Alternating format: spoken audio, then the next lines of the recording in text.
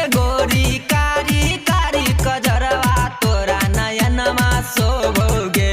Recording by मां Bhavani recording studio इंटोलिया के गोरी कारी कारी कजरवा तोरा नयनमा शोभोगे। अभी आप सुन रहे हैं शिव शंकर म्यूजिक नयनमा शोभोगे। कारी कारी के गोरी कारी कारी कजरवा तोरा नयनमा शोभोगे।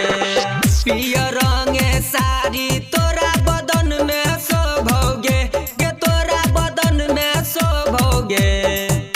के तोरा बदन में शोभोगे के तोरा बदन में शोभोगे।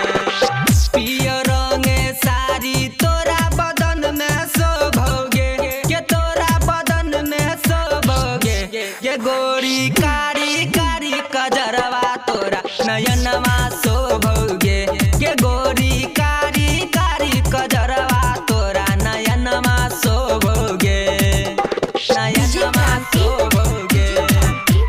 कारी कारी के गोरी कारी कारी कजरवा तोरा नयनमा शोभोगे।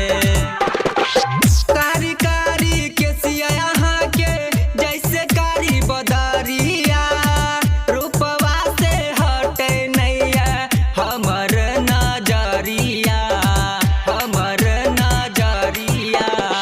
कारी कारी केसिया यहाँ के जैसे कारी बदरिया रूपवा से हटे नैया हमर नजरिया। पाँव में पायल माथे कगनमा शोभोगे के गोरी कगनमा शोभोगे। पाँव में पायल हाथे कगनमा शोभोगे के गोरी कगनमा शोभोगे। के गोरी कारी कारी कजरवा तोरा नयनमा शोभोगे। के रानी कारी कारी कजरवा तोरा नयनमा शोभोगे। नयनमा शोभोगे। कारी कारी के गोरी कारी कारी कजरवा तोरा नयनमा शोभोगे। सुगा जैसन ठोर यहाँ के लागे बड़ी कमालिए शंभु कुमार चुमा लेते अहीं के गोरे गालिए अहीं के गोरे गालिए।